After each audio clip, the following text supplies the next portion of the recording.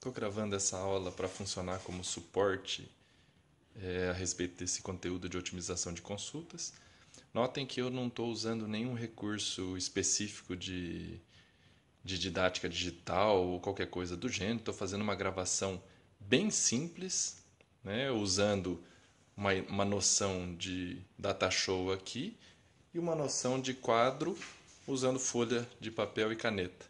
Tá? Então não estou usando nada de recursos, isso aqui é simplesmente um material para possibilitar o estudo assíncrono desse conteúdo. Ok? Então, falando de otimização de consultas, esse conteúdo vem na sequência, depois de já ter visto o processo básico de processamento de consultas e os principais algoritmos de processamento de consultas. Quando vimos a etapa do processamento básico de consultas, a consulta em alto nível passa pelo interpretador,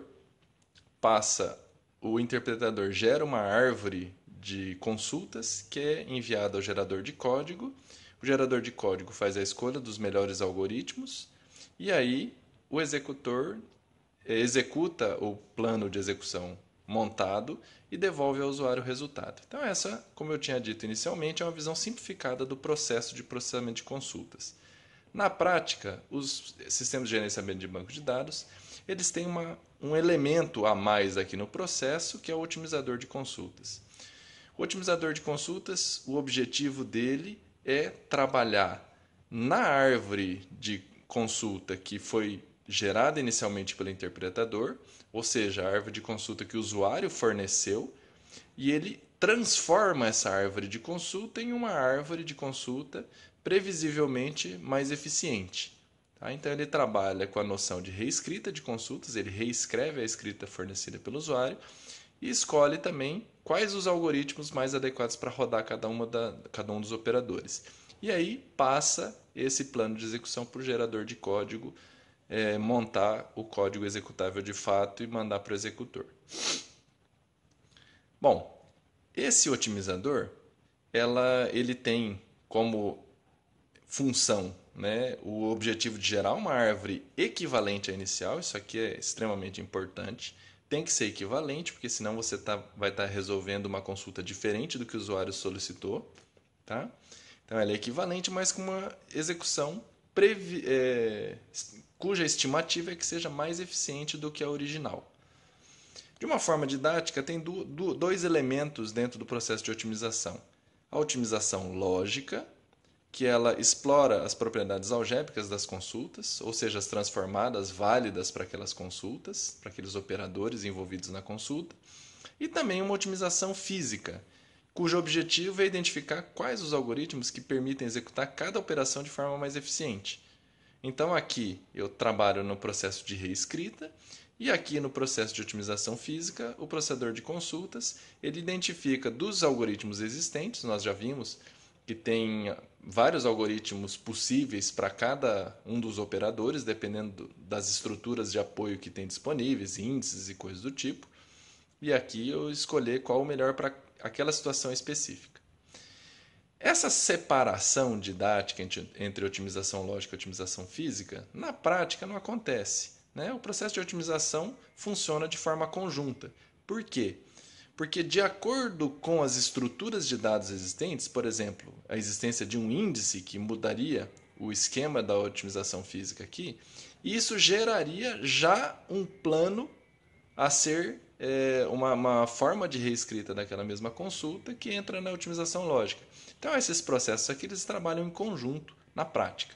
Aqui a gente vai apresentar inicialmente uma forma um pouco mais separada, mas sabendo que na prática não é bem assim que funciona. Existem basicamente dois tipos de métodos de otimização.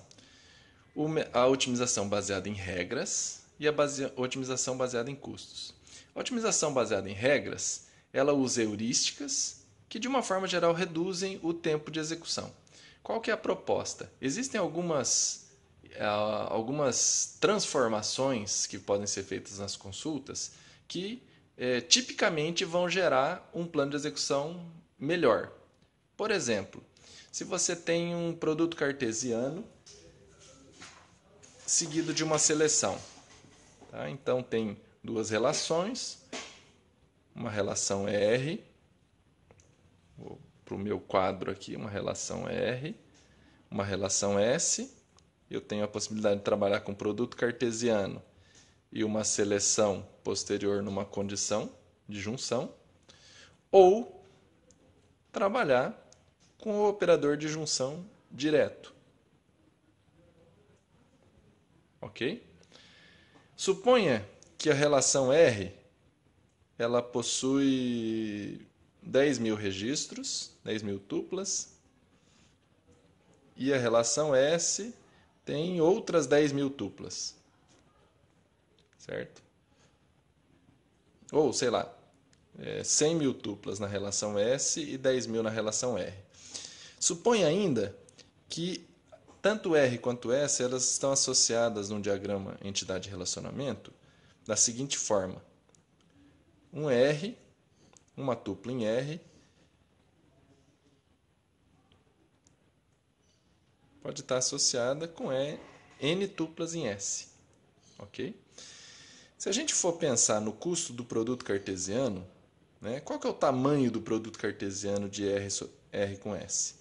É 10.000 vezes 100.000, ou seja, nós temos o tamanho aqui de 1 milhão.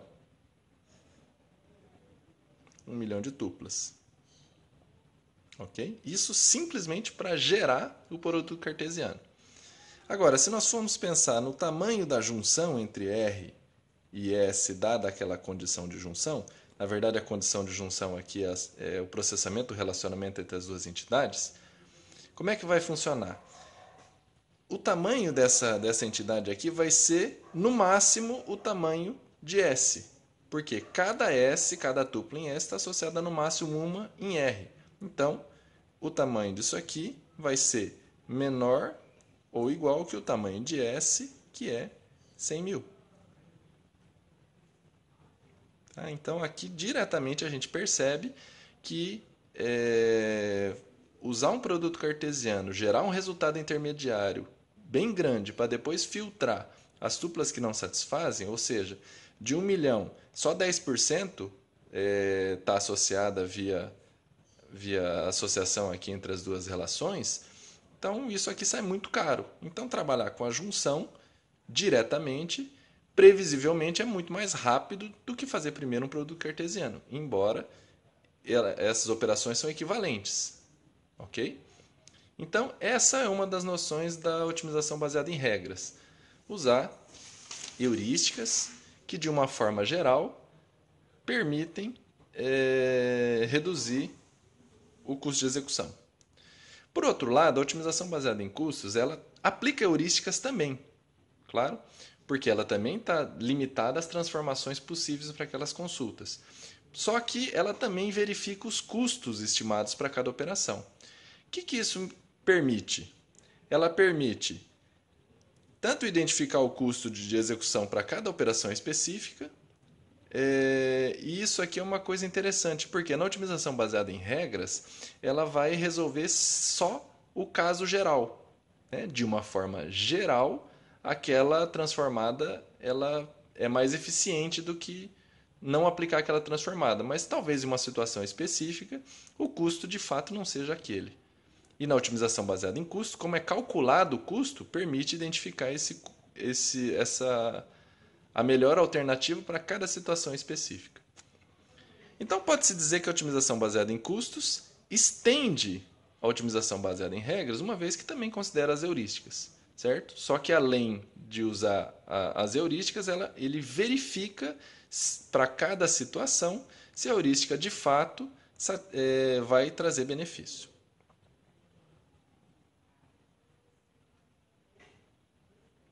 Ok? Bom, na verdade, falar de otimização, em geral, não é o termo mais adequado. Por quê?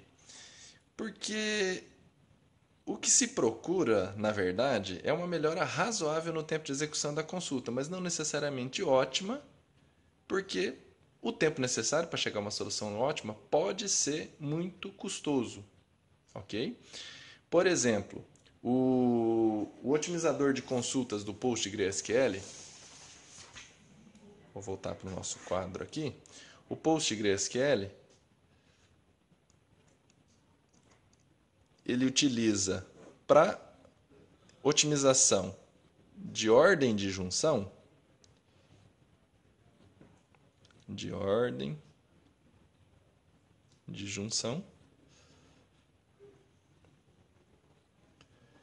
um algoritmo de programação dinâmica.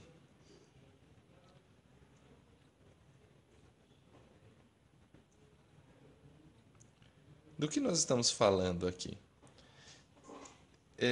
Se você tem uma possibilidade de juntar R com S com T, ok?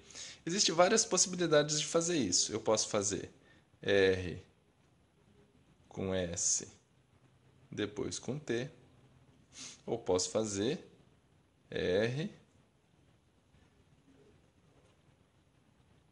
S e T primeiro e depois o resultado com R. Então, nesse caso aqui são só 3 relações.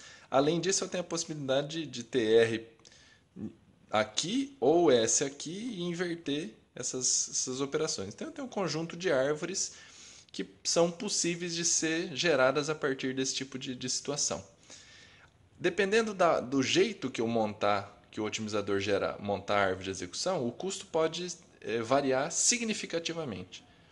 Então, a ideia da programação dinâmica aqui é o seguinte, é reutilizar soluções já calculadas anteriormente. Por exemplo, se você tem uma árvore considerável aqui, você tem uma sub-árvore que você chegou numa solução ótima. Tá? Então, essa solução ótima aqui, para várias outras combinações de árvores, tá? Ela vai continuar sendo a mesma, porque o problema tem essa noção de subestrutura ótima.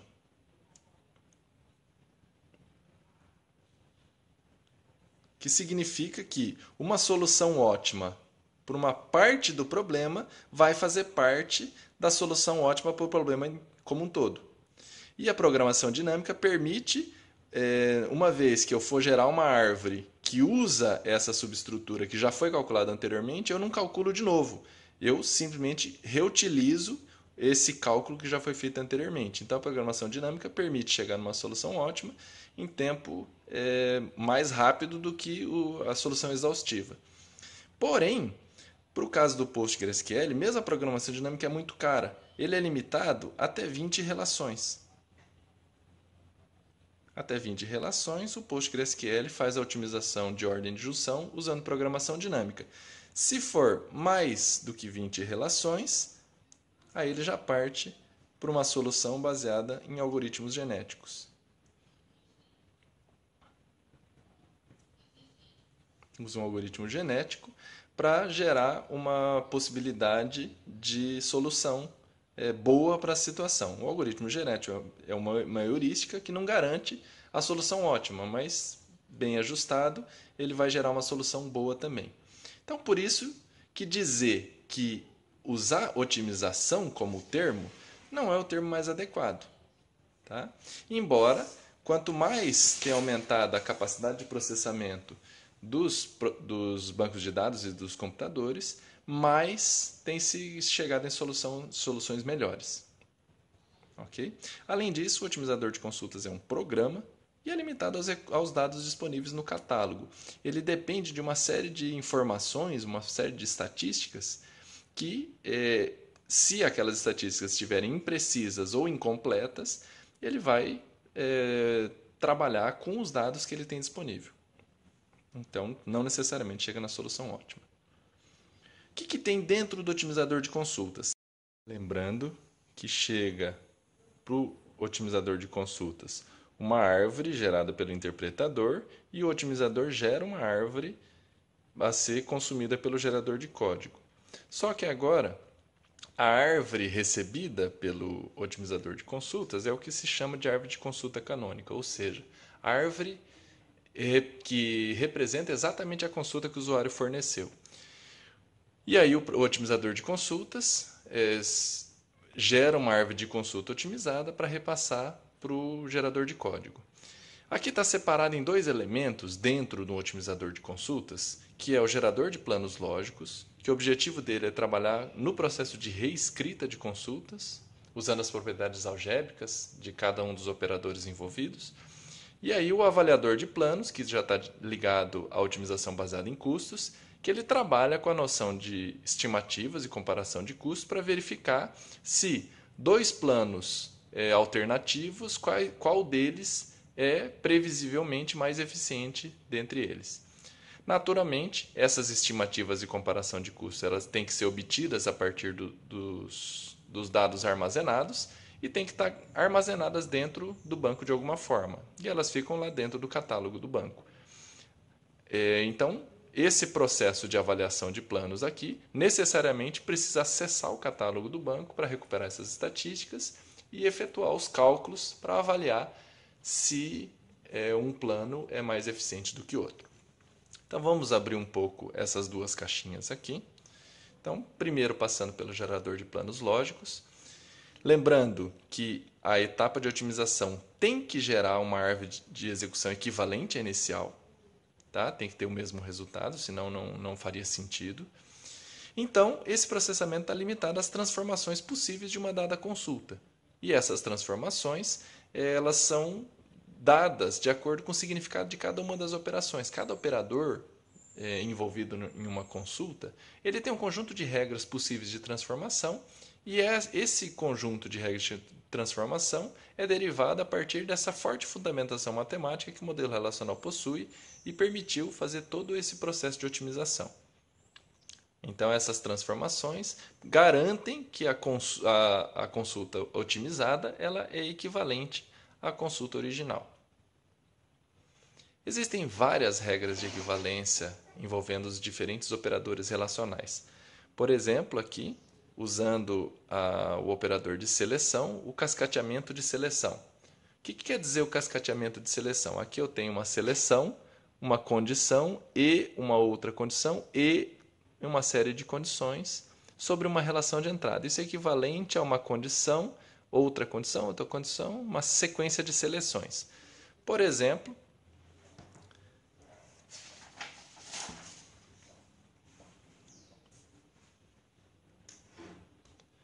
imagine-se aqui, eu tenho uma relação pessoa e eu faço uma filtragem de sexo feminino e salário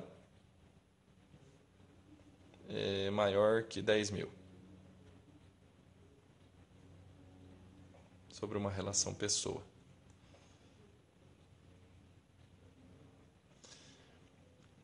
Isso aqui é uma seleção com uma condição conjuntiva, AND é uma conjunção de termos, ok? Então essa seleção é equivalente a pegar a partir da relação original, aplicar inicialmente uma das seleções, uma das condições de um operador de seleção, por exemplo, salário maior do que 10 mil, e a partir do resultado dessa primeira seleção, aplicar a segunda seleção. É visível que o resultado dessas duas expressões é o mesmo. Então, esse é o processo de cascateamento de seleção. Então, aqui eu tenho uma seleção conjuntiva e aqui eu separo essa única seleção em várias seleções, usando cada um dos termos individualmente. Para que serve fazer isso no processo de otimização de consultas? Isso permite movimentar as diferentes operações de seleção na árvore de execução. Nota, aqui eu tenho um único operador, aqui eu tenho vários. E isso me permite movimentar de uma forma muito mais livre os vários operadores do que esse único operador. E nós vamos ver exemplo mais para frente a respeito disso. Outra regra de equivalência é a comutatividade do operador de seleção. Aqui, a seleção de uma primeira condição, uma condição 2, seguida da seleção numa condição 1, é equivalente a fazer uma seleção na condição 1 e depois na condição 2. No nosso exemplo aqui, eu posso afirmar que filtrar primeiro por salário, depois por sexo, é equivalente a filtrar por sexo, primeiro, sobre a relação original, e depois, em cima do resultado, fazer um filtro sobre o salário maior que 10.000 aqui. E aí chegamos na mesma situação. Ok? Então essa é a comutatividade. Eu posso alternar essas duas operações aqui no plano de execução e não tem problema. O resultado vai ser sempre equivalente.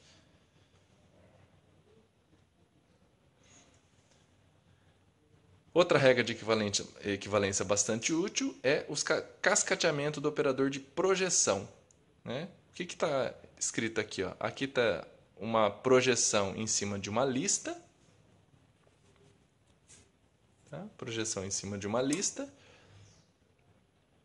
E é equivalente, a projeção em cima de uma lista é equivalente a ter essa lista idêntica na parte mais externa e depois fazer algumas outras projeções com listas que são superconjuntos dos elementos dessa lista.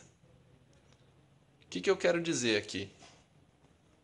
Quero dizer, nesse exemplo aqui, então imagina que eu estou pegando na pessoa e fazendo uma projeção em cima do CPF e do nome, e depois eu faço uma projeção em cima do CPF. Isso aqui é equivalente a fazer direto a projeção em cima do CPF. Certo? E aí vocês podem pensar assim, tá, mas qual que é a utilidade de fazer essa projeção anteriormente se o resultado é esse? Normalmente, o usuário escreve dessa forma. O usuário escreve só o que ele quer.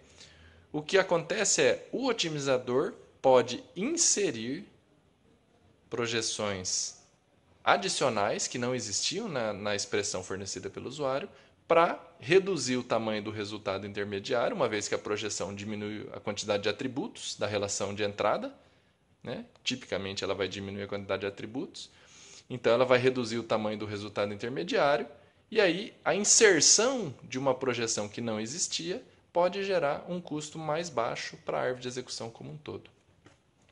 Para isso que o otimizador pode inserir uma projeção adicional aqui e reduzir o resultado intermediário para gerar um custo total mais baixo. Outras regras interessantes são a regra da comutatividade entre a projeção e a seleção. Aqui, o que se quer dizer? Quer dizer que, em algumas situações, uma seleção que vem antes de uma projeção, eu posso inverter a ordem, colocar a projeção antes da seleção, desde que os elementos, os atributos necessários para resolver a condição C estejam na lista da projeção aqui, porque senão eu não conseguiria mais resolver essa seleção depois de fazer essa projeção. O que aconteceu aqui?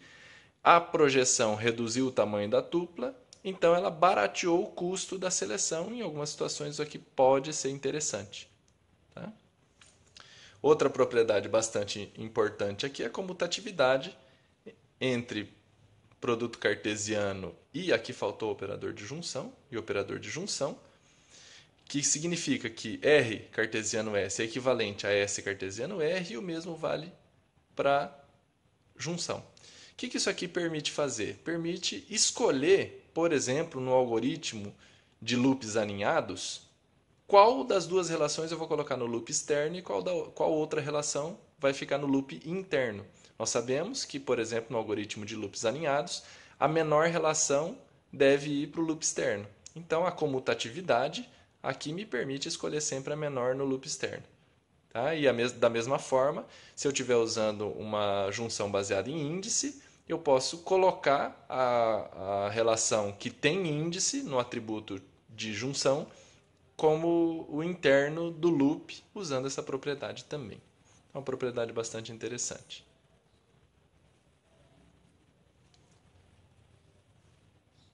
Outras regras de equivalência úteis: a comutatividade da seleção com a junção ou outros operadores de conjunto. Então aqui o que está acontecendo? Nesse exemplo aqui eu tenho uma junção antes de uma seleção, numa dada condição. Se essa condição aqui ela depende somente de R, eu posso antecipar essa seleção aqui e rodar a junção posteriormente. O que acontece com isso? Acontece que eu reduzo o tamanho desse lado da junção, consequentemente eu reduzo o custo global da expressão. Tá? Agora, se a condição C é uma condição composta e depende parte de R e parte de S, então eu pego C, divido C em C1 e C2, onde C1 é a parte que se aplica a R e C2 é a parte que se aplica a S. Então faço o primeiro filtro em S, o primeiro filtro em R e a junção posterior. E ainda se a condição C tiver alguma coisa que depende de ambas as relações, ou seja, ela envolve um atributo de uma relação R e um atributo da relação S, ele ficaria depois da junção, necessariamente. Mas o fato de eu possibilitar antecipar aqui permite reduzir os tamanhos das entradas aqui. Ok? O mesmo, ou de uma forma parecida, existe a possibilidade de comutação da projeção com a junção ou produto cartesiano. Aqui de novo faltou o operador. Tá? Ou seja, eu tenho uma junção, depois uma projeção numa lista. É possível, com o devido cuidado na lista, gerar uma projeção intermediária sobre a relação R, uma outra projeção intermediária sobre a relação S, reduz então o tamanho de S e o tamanho de R, roda a junção e depois a projeção final aqui. Então essas duas projeções aqui podem ser inseridas pelo otimizador para reduzir os tamanhos das relações intermediárias.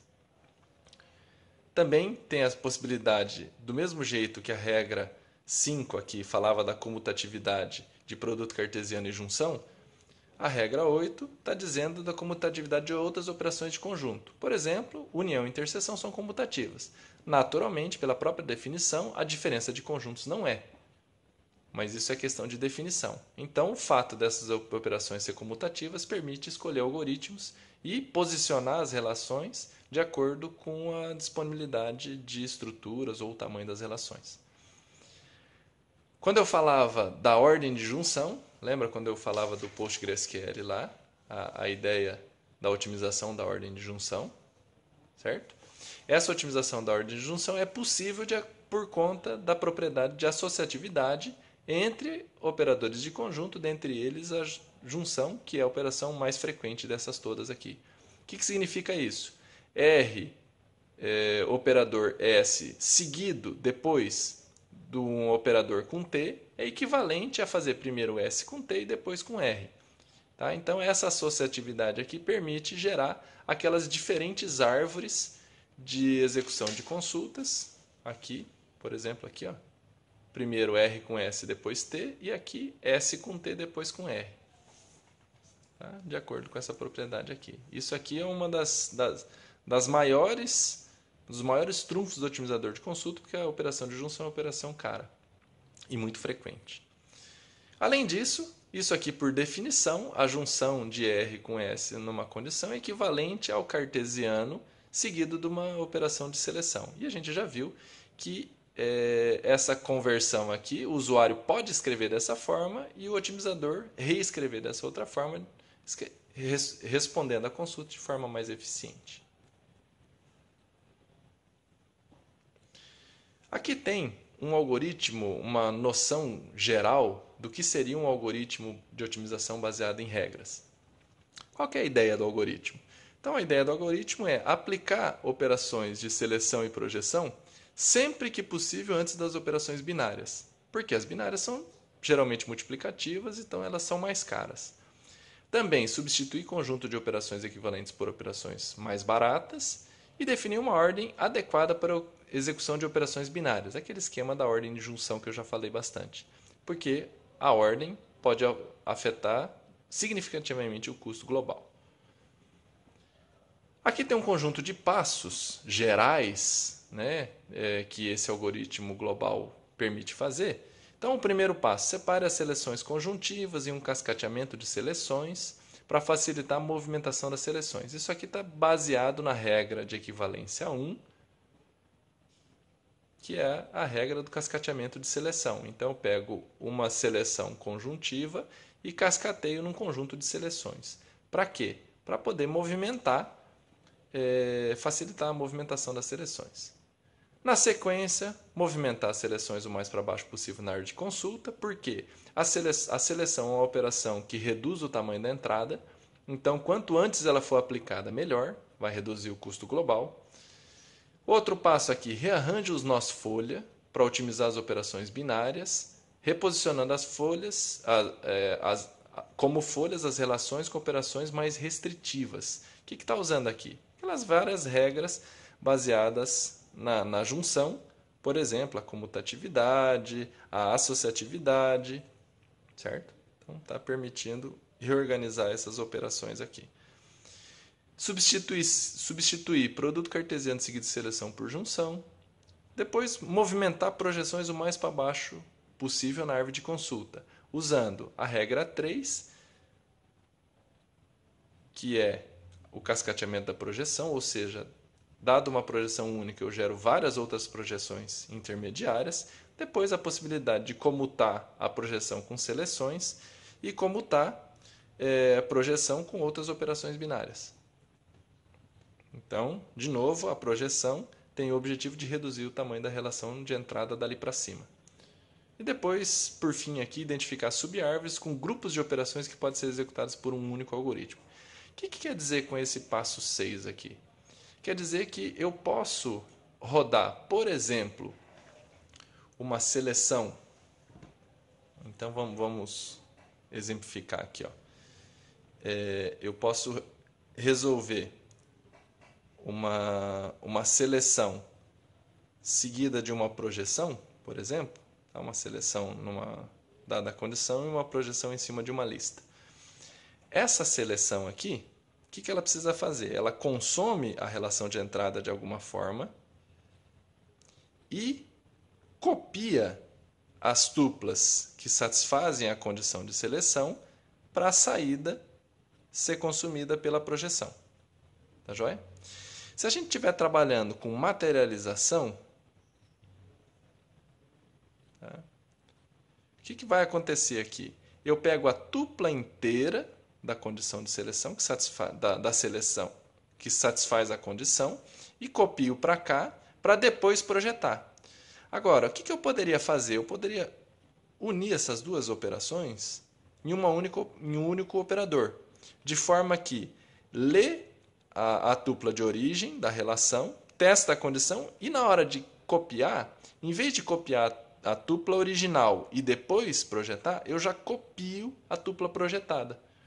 Então esse algoritmo aqui gera um custo mais barato do que rodar a seleção inteira e depois a projeção inteira, por conta de já copiar projetado. Então esse aqui é um exemplo bem simples, né, de agrupamento de operadores em algoritmos que permitem gerar uma execução global mais rápida. Mais ou menos são coisas desse tipo que trata o passo 6 aqui desse algoritmo.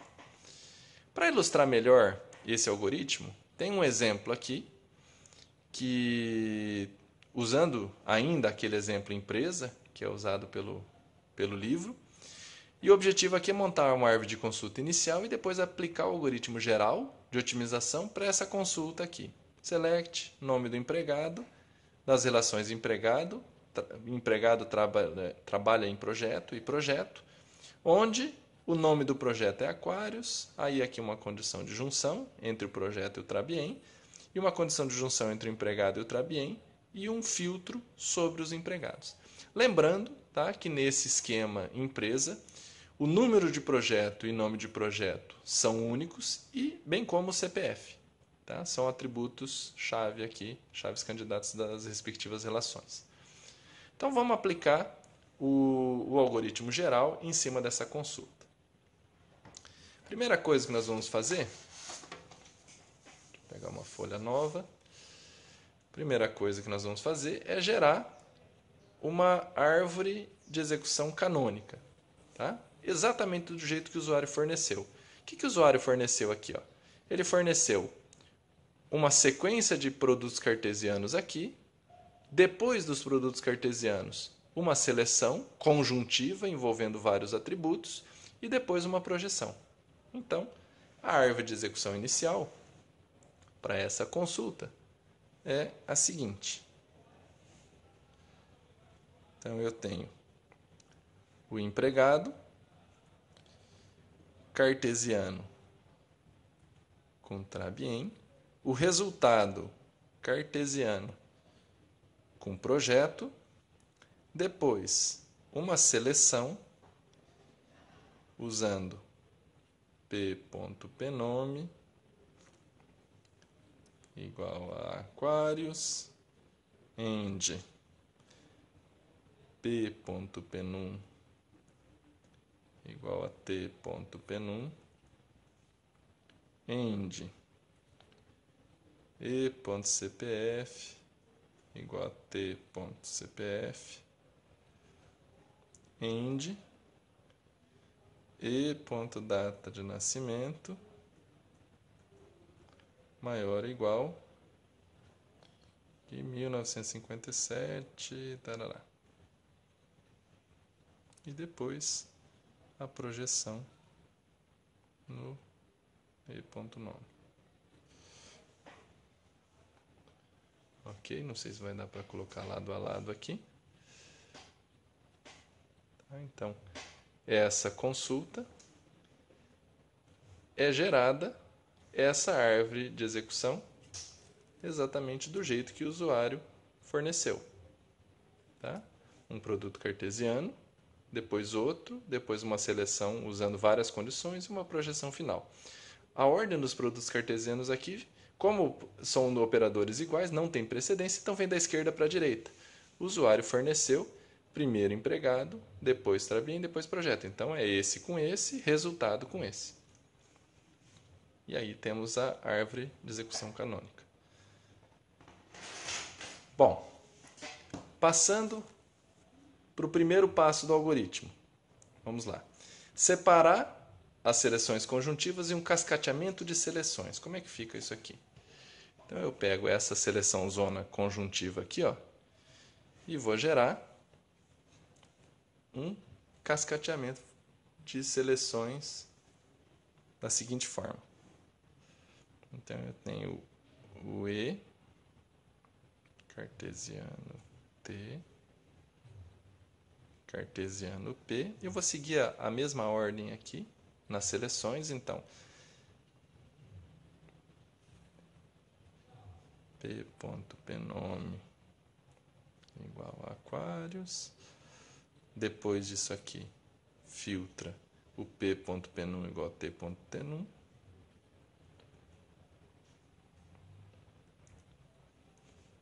t.penum. Depois, o e.cpf, t.cpf. Depois, e data de nascimento maior ou igual que 1957, tarará. Depois a projeção, o e.nome. Ok? Então, essa seleção conjuntiva foi cascateada em várias seleções. O que esse passo permite fazer? Esse passo permite aplicar cada uma das seleções à sua parte específica. Por exemplo, essa seleção aqui depende só de empregado. Então, eu posso pegar essa seleção aqui e antecipar para cá. A mesma coisa, essa seleção aqui que depende só de projeto. Então, eu posso pegar essa seleção e jogar para cá. Agora, essa aqui ó, depende de projeto e Trabien. Tá? Então, como o projeto vem daqui e Trabien vem daqui, elas só se juntam aqui, então eu não posso tirar ela daqui. Por outro lado, essa aqui, eCPF e tCPF, ela depende de E e de T, que elas estão juntas aqui. Então, essa aqui eu poderia antecipar para cá. Percebe? Então, isso que me permite fazer esse cascateamento. Eu posso movimentar essas operações de seleção aqui. Tá joia? Notem o seguinte. Bom, vamos fazer esse processo inteiro, então. Movimentar as projeções, porque é o passo seguinte aqui, ó, né? Depois de cascatear a seleção, movimentar o mais para baixo possível as seleções na árvore de consulta. Então vamos para o passo 2. Então aqui vai ficar do jeito que está aqui. E essa seleção aqui eu vou descer.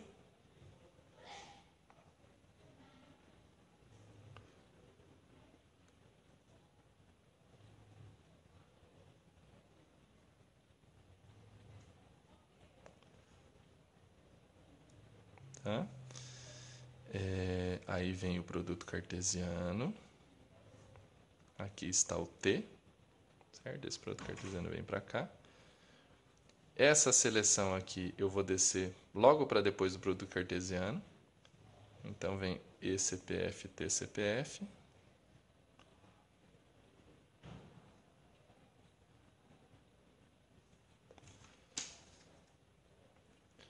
Depois disso, eu venho o produto cartesiano com P. Só que aqui, antes de fazer P, eu tenho essa seleção aqui. Então vai vir uma seleção P.Pnome igual a aquário sobre a relação P. E aí, quem fica depois desse produto cartesiano aqui é essa seleção aqui.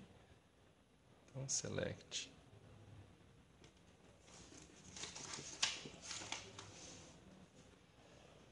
P.Pnum igual a T.Pnum e a projeção final no E.nome. Ok? Então, desceu as seleções de acordo aqui na árvore de execução e a árvore de execução está assim. Certo? Tem um passo aqui, ó, que agora vem dois passos em sequência.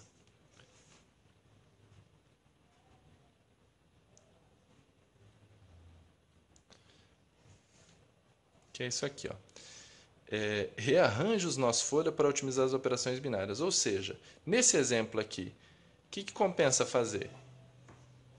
E com T, depois com P, ou P com T, depois com E.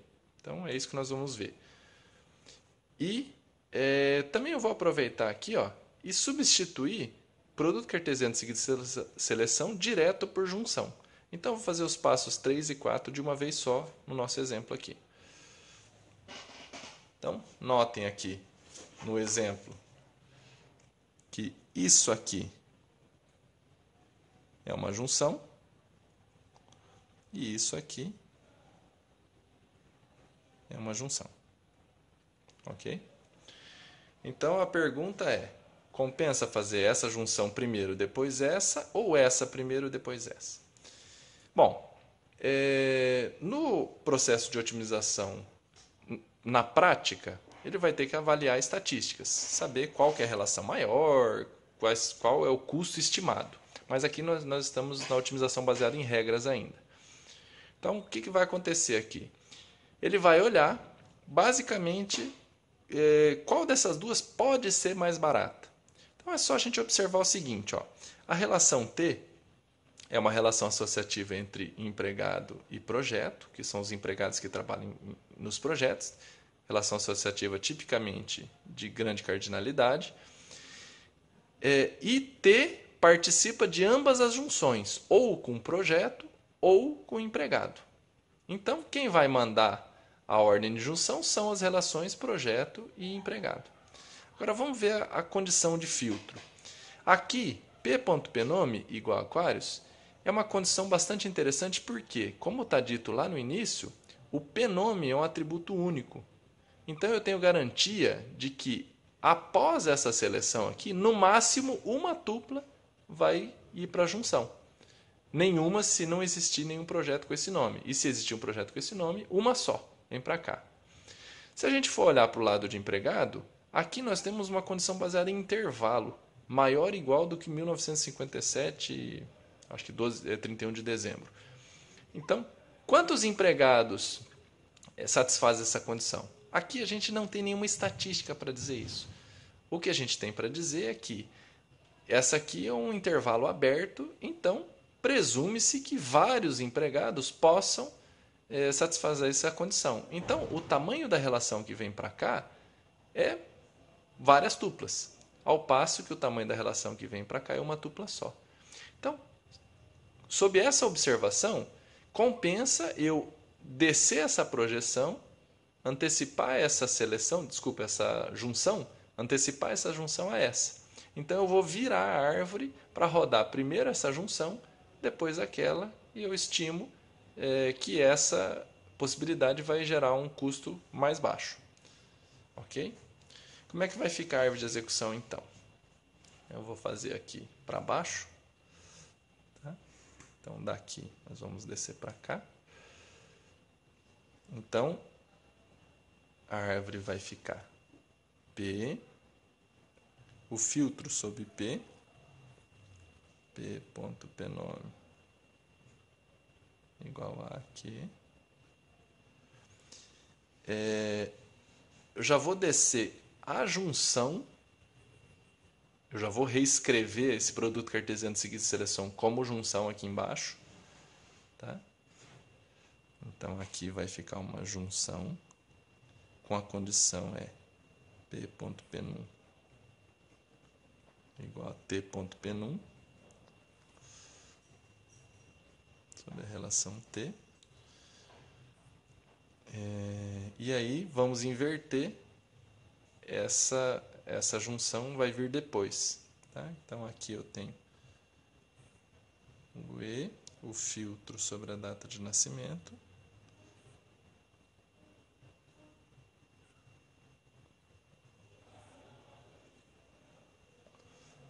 Depois a junção, a condição de junção é essa aqui.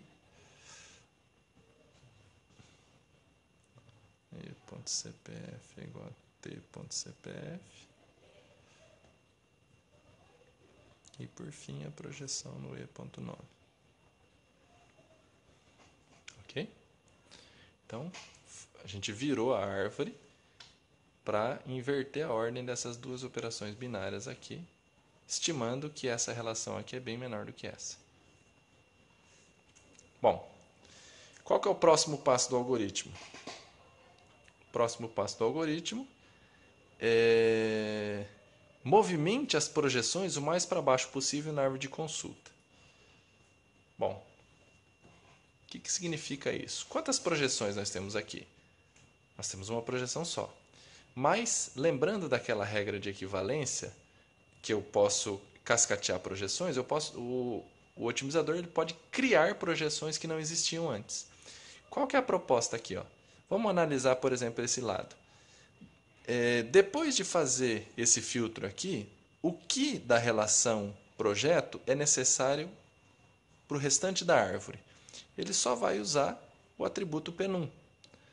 Usa o atributo P-num aqui, aqui não usa mais, aqui não usa mais. Então, da relação projeto, só esse atributo é necessário daqui para frente. Então, eu posso inserir uma projeção aqui. Certo? Mesma coisa daqui para cima. Depois da junção entre a relação projeto e a relação Trabien, o que eu preciso daqui para cima? Apenas do T.cpf. Então, posso botar uma projeção aqui também. Aqui do lado de empregado, o que eu preciso de empregado daqui para cima? Só o CPF e o nome. Então, posso colocar uma projeção aqui também. Percebe? Agora, tem um detalhe. Eu poderia colocar projeções aqui, aqui e aqui? Poderia. A questão, em essência, é a seguinte. O fato de eu aplicar uma projeção aqui, eu vou reduzir a relação de entrada. Tudo bem. Só que aplicar a projeção é linear. E pode ser que ao aplicar essa projeção, eu impeça de rodar, por exemplo, essa seleção aqui usando um índice, caso exista um índice aqui. Então, nós vamos considerar que, de uma forma geral, não se aplica projeções nas relações de origem para que não elimine índices, caso a relação tenha algum índice. Por exemplo, a relação Trabien, a chave primária é formada pela combinação da chave de empregado e a combinação da chave de projeto. Então, pode ser que o atributo P-num esteja indexado aqui dentro. Desculpa, aqui, ó. O atributo P-num esteja indexado na relação Trabien. Então não convém aplicar uma projeção aqui, porque eu elimino a possibilidade de usar um algoritmo de junção baseada em índice. Mesma coisa aqui, o P-nome é um atributo único, tipicamente vai ter índice, então aplicar uma projeção aqui eu impediria de usar o índice. Por conta disso, nós não vamos aplicar projeções. Mas notem, isso aqui eu estou fazendo uma visão bem geral. Tá? Pode ser que compense bastante aplicar a projeção aqui, caso ele não vá danificar nenhum índice, porque ele reduz bastante a relação de entrada. Bom, após a aplicação das projeções, nós vamos vir para cá. Como é que vai ficar a árvore de consulta? A árvore de consulta vai ficar P, seleção no P-nome igual a aqui. Daqui para cima, o que precisa de projeto? Apenas o atributo P-num. Então, projeto. Apenas o atributo P-num. Da relação T, eu vou manter ela original.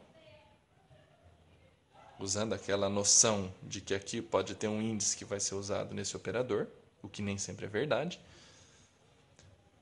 Aí eu tenho a junção P.P-num igual a T.P-num. Depois da junção, eu só preciso do T.CPF. Então, vou inserir uma seleção aqui no T.CPF. Para o lado de empregado, aqui eu vou ter um empregado, a seleção na data de nascimento,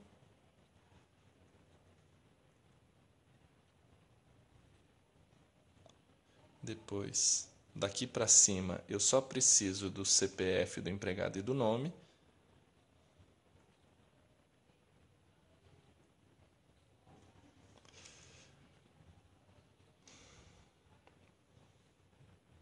Aí eu tenho a junção e CPF igual a T.CPF. E aqui não tem por que aplicar nenhuma projeção a mais, porque eu já na sequência vem a projeção final. Projeção E.nome. Certo? O último passo seria identificar subárvores com grupos de operações que podem ser executadas por um único algoritmo. Aqui nesse caso eu vou deixar esse passo para otimização baseada em custos, tá? Vou abstrair esse passo aqui, que a gente já consegue ter uma visão bastante significativa do processo como um todo. Ok? Nota o seguinte, o jeito que o usuário escreveu a consulta foi assim. Ops, na frente. O usuário escreveu a consulta assim. Como o otimizador gerou a árvore de execução? Se a gente for fazer isso aqui, ó, essa parte aqui, então vamos escrever essa consulta do jeito que foi gerado pelo otimizador aqui. Então, ele está fazendo uma projeção no e.nome, então está fazendo um select e.nome. Qual que é a entrada? A entrada é o resultado dessa junção aqui. Então, from. Bom, vamos pensar o que vem desse lado da seleção. Vem select e.cpf, e.nome, from empregado e, where e.data de nascimento maior que ou igual que 1957, tarará, fecha. Isso aqui eu vou botar um alias, por exemplo, E1, e aí eu vou usar esse alias aqui, tá? Então essa é a relação join essa outra relação, tá? Então vou botar até um reticências aqui. que seria toda essa árvore aqui, o jeito que se escreve a consulta dessa árvore, on essa condição. E 1.cpf igual essa relação aqui eu vou chamar de, sei lá, tp.cpf.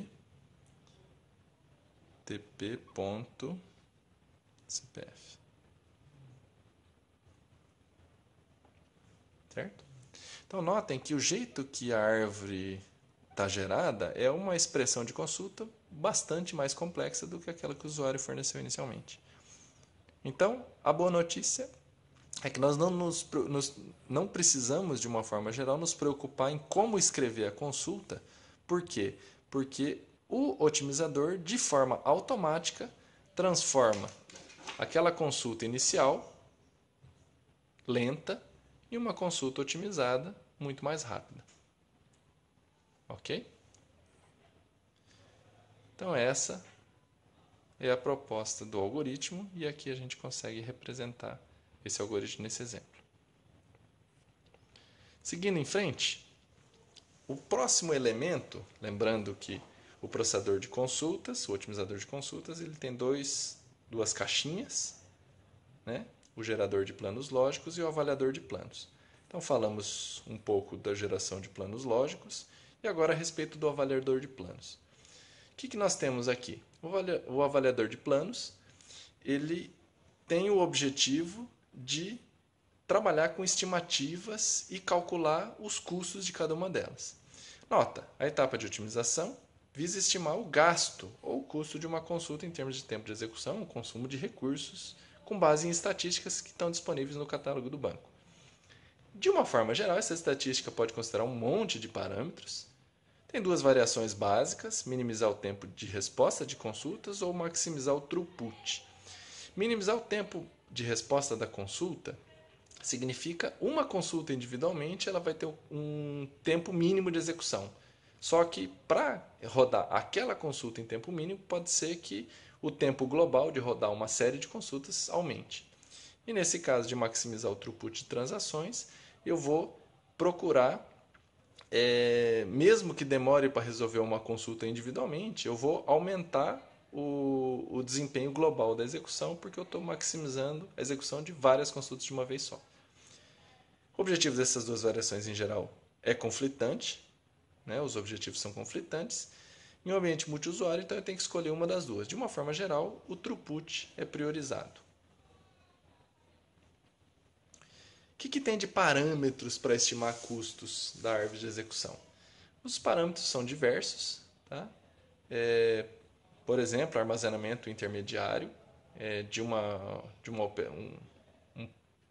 parte da árvore de execução dali para cima, né? Aqueles armazenamento temporário, as relações temporárias geradas no processo. Quanto que gasta de processamento em memória, quanto que eu consumo de memória, de buffer, né? Custo de comunicação, custo de acesso a disco. Né?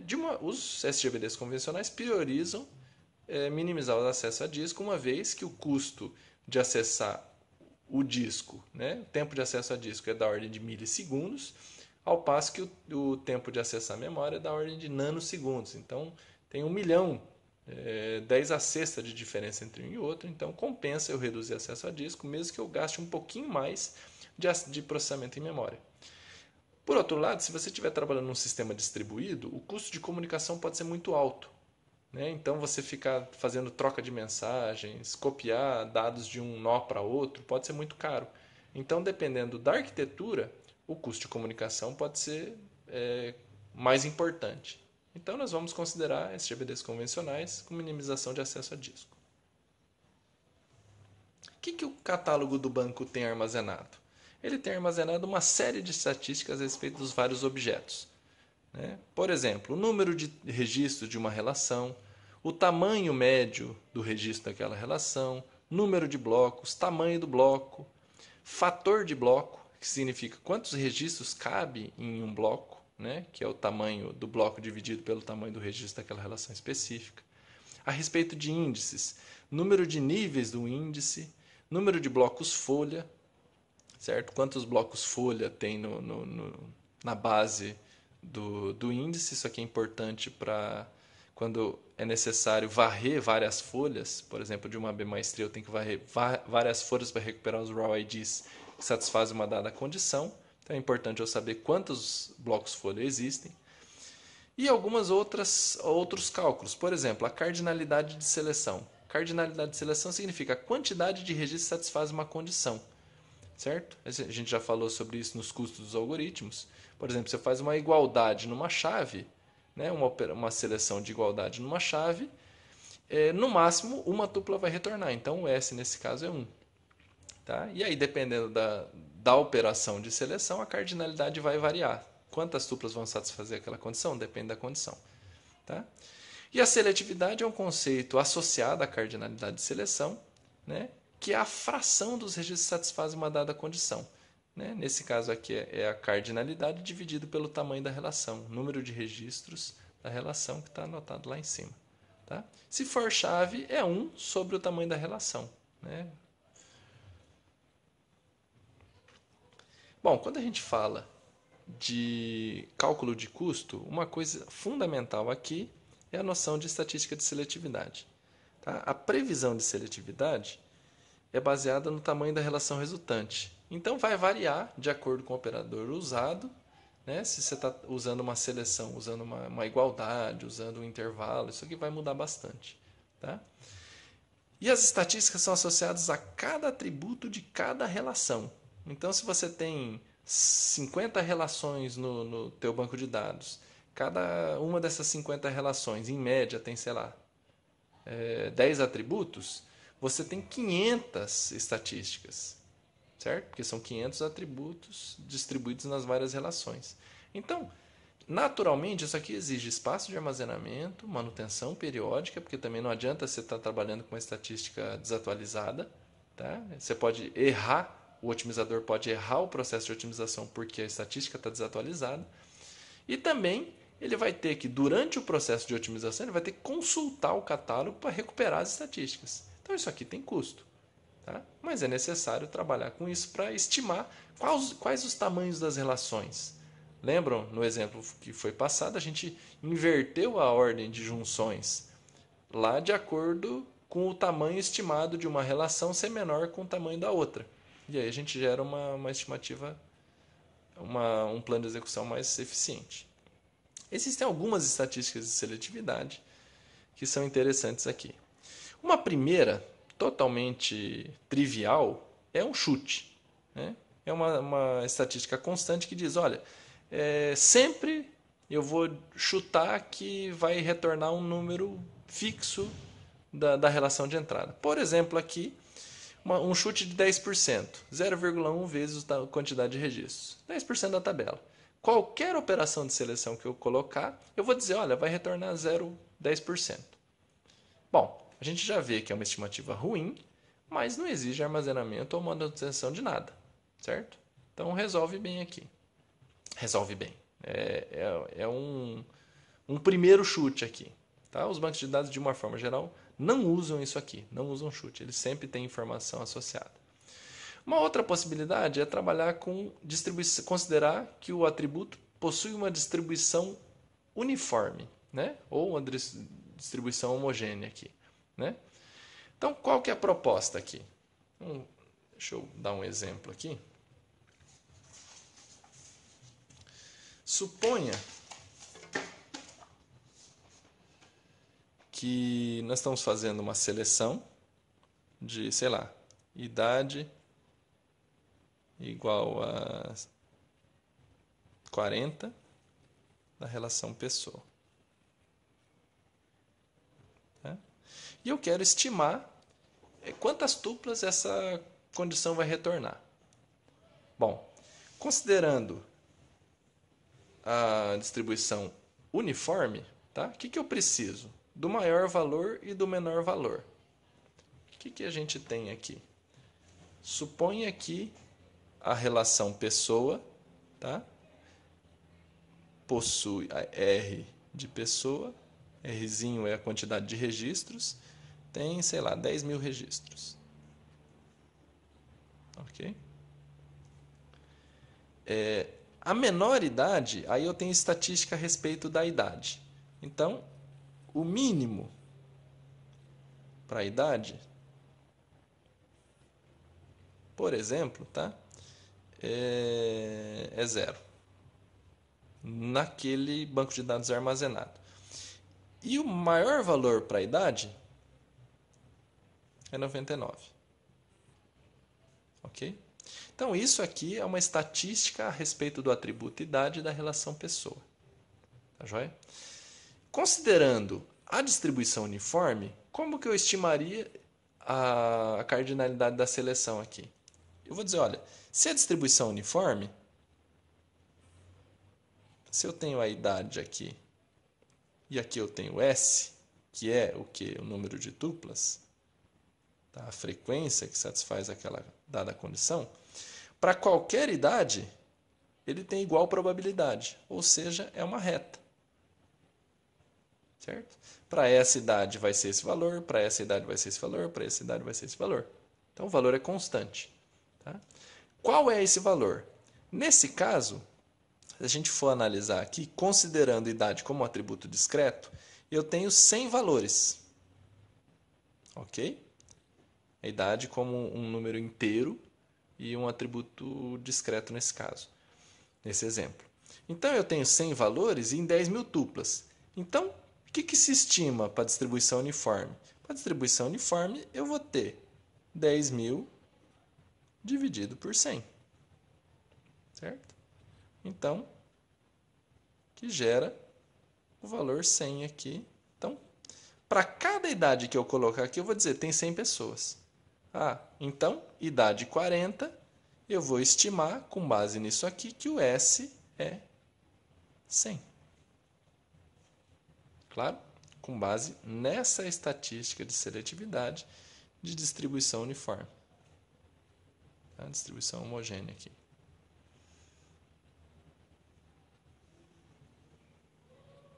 Tá joia? Então, ele é constante aqui. Então, essa opção é melhor que a constante, porque ela está usando um cálculo e não um chute. Né? Só que considerar que a distribuição uniforme, em geral, ainda é uma estimativa ruim, porque tem vários atributos que, de fato, os dados armazenados não seguem uma distribuição uniforme. Ok? Então, depende do atributo, isso aqui pode ser muito bom, mas dependendo, pode ser que não seja tão bom. Por outro lado, ele só precisa de 2 valores por atributo, é uma notação bastante simples. Eu preciso manter o menor e o maior valor, então isso aqui é simples de se manter. Tá joia? Bom, o que pode acontecer aqui? Ó? Pode acontecer, nesse exemplo, que o conjunto de pessoas, na verdade, não seja bem desse jeito. Imagina que, na verdade, aqui o S e a idade, para esse conjunto de dados específico, eu tenho, sei lá, poucas crianças, né? E aí eu tenho um número muito grande, sei lá, de jovens.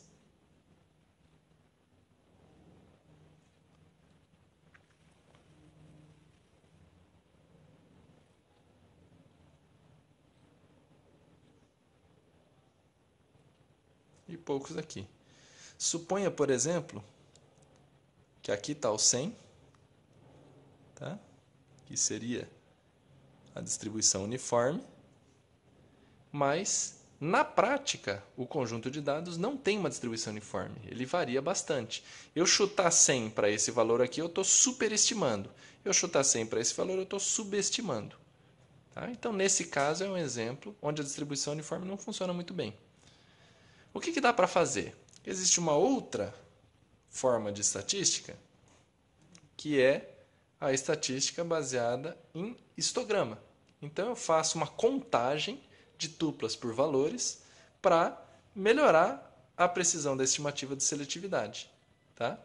Ao custo de ter um espaço considerável de armazenamento por atributo. Então, isso aqui é um histograma. certo? Então, essa figura aqui representa um histograma da distribuição do atributo idade pelas tuplas da relação. Então, nessa idade tem essa quantidade, nessa idade tem essa quantidade e assim por diante. Se eu for usar um histograma, né, suponha que aqui, esse valor aqui é o valor 250 e essa idade aqui é a idade 40. Ok? Então, se eu fosse estimar a mesma seletividade aqui para essa expressão aqui, considerando o histograma, eu diria que a seletividade não é 100, e sim 250. Tá? Então, essa aqui é uniforme e essa aqui é com base no histograma. Por quê? Porque aqui eu cheguei no valor 40 e vi a frequência de 40 é 250. Então, percebam que tem uma diferença considerável aqui. Por quê? Porque aqui eu tenho uma estatística um pouco mais precisa. Certo? Qual que é o problema aqui? Quantos dados eu preciso armazenar para guardar esse histograma? Eu vou ter que guardar o valor da frequência para cada idade armazenada. Então, aqui, quando aqui na uniforme eu só preciso do mínimo, do máximo, e aqui estatísticas da tabela, né? Mínimo e máximo do atributo, aqui eu preciso, para esse valor, essa quantidade, para esse valor, essa quantidade, esse valor, essa quantidade, e assim por diante. Então, eu estou gerando um vetor de posições aqui para guardar essa estatística. Ou seja, isso aqui consome um espaço muito maior do que esse. Vocês podem até imaginar assim, mas esse espaço aqui não é muito grande. Lembra que é a estatística para cada atributo de cada relação. Então, usar o histograma ele aumenta a precisão, só que ele é caro, tanto para manter, para construir, quanto depois para consultar e armazenar. O que tem de alternativas, basicamente, para se fazer isso? Tá? De uma forma bem simplificada, o que usa-se é compactação de histograma. Tem duas noções básicas aqui, que é usar uma compactação baseada em igual espaçamento, que é o equi-width.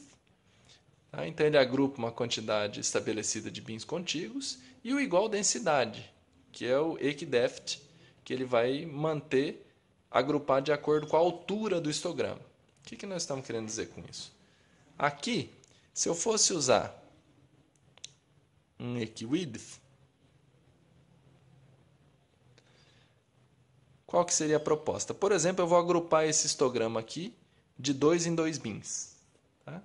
Então, eu vou pegar esses 2 bins aqui, tiro a média dos dois e guardo aqui. Na verdade, nem seria a média, seria o somatório mesmo, né? Mas esses 2 bins aqui passam a ser um só. Esses dois aqui, ó, esse e esse, eu agrupo os dois num só. Opa, tem que pegar pela média dos dois. Então, esses dois gerou esse bin aqui.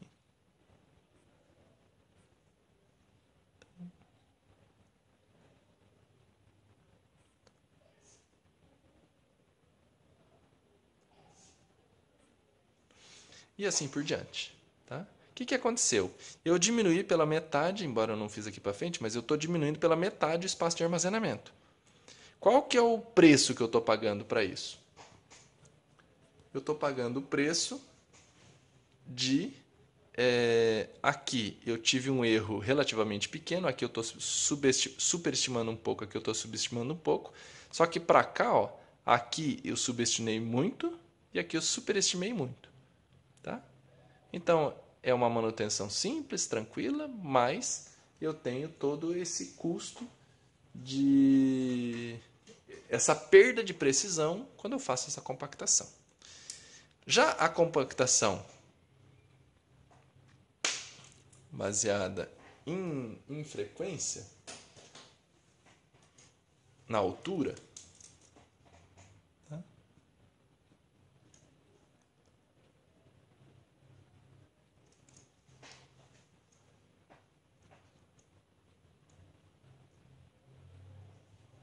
Equi-depth.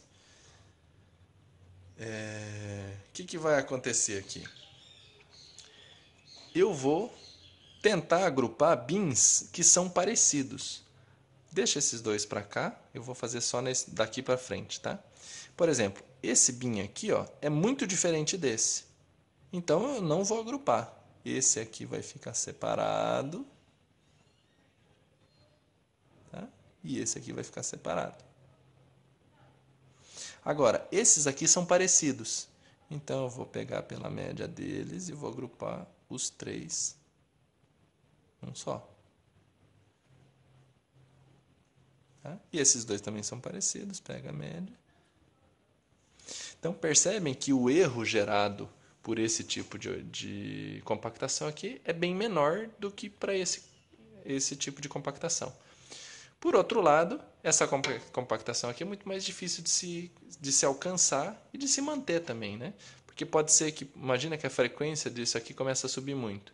Chega um momento que eu vou ter que mergear com esse, ou mergear todos, né? Então, é uma coisa um pouco mais complicada de se manter. Tem alguns métodos ótimos para gerar qual que é o histograma ótimo baseado num número fixo de buckets. Né? Então eu defino lá, eu quero 10 buckets, como é que é a melhor forma de compactar? Então tem alguns algoritmos que eles analisam a distribuição e fazem uma compactação ótima a respeito disso. Tá? E são várias essas estratégias. A essência é que eu quero reduzir o espaço armazenado pelo histograma, perdendo o mínimo possível de precisão na estimativa. Ok? Então essa é a proposta da compactação de histograma. Tá? Então aqui foi só uma visão geralzinha da essência da compactação, não estou falando de algoritmos específicos. Tem uma outra possibilidade aqui que é trabalhar com estatística de seletividade por função de distribuição. Tem algumas funções de distribuição bastante conhecidas, por exemplo, Gaussiana, Poisson, Q-quadrado e uma série de outras. Várias distribuições estatísticas conhecidas. Então eu posso usar isso aqui para trabalhar com esse tipo de função. Por exemplo, tem vários dados que eles têm uma distribuição uniforme. A distribuição uniforme é uma distribuição bastante conhecida. Então, qual que é a proposta aqui da distribuição uniforme? Eu tenho, se eu fosse fazer um histograma, por exemplo, das notas do pós-comp, tá? Então aqui eu tenho a nota e a quantidade de pessoas que tirou aquela nota, tá? Se a gente for fazer uma estatística, um histograma disso aqui, o que vai ter aqui? Tem um valor aqui que é um valor próximo, que é a média, né? Onde eu vou ter um número alto de pessoas que tirou na média. E aí eu vou ter uma estatística mais ou menos assim.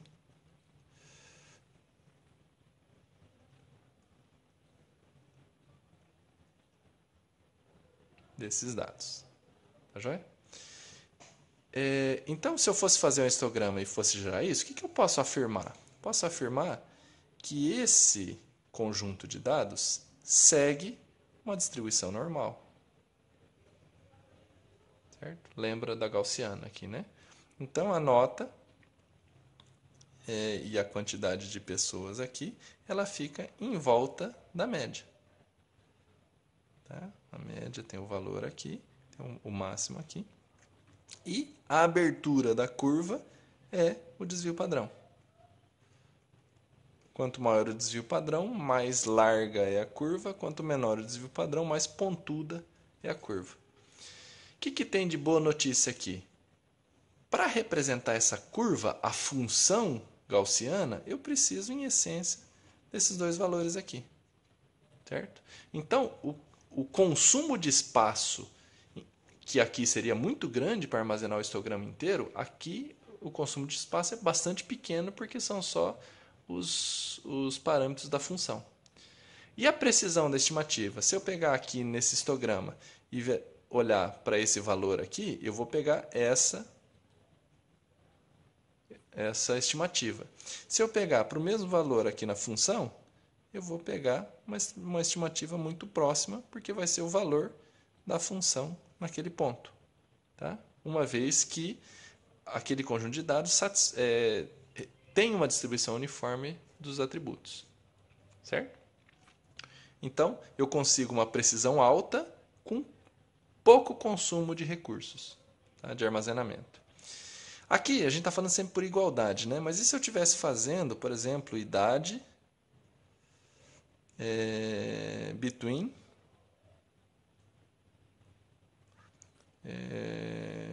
30 e 40 sobre as pessoas, tá? Idade entre 30 e 40 na pessoa. O que eu varia aqui no histograma? Eu pego o 30, pego o 40 e somo. É esse mais esse mais esse mais esse. Certo?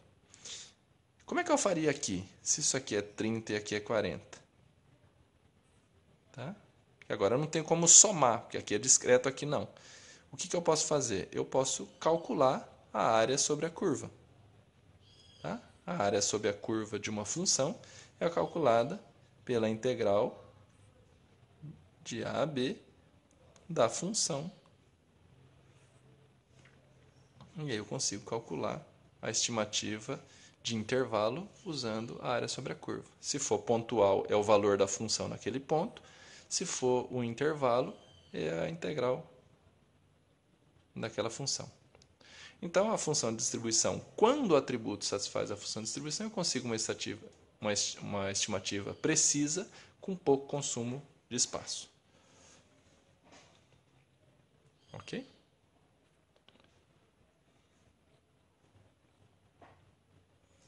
Bom, na sequência aqui vem um exemplo de otimização baseada em custo e eu vou deixar isso para o próximo vídeo.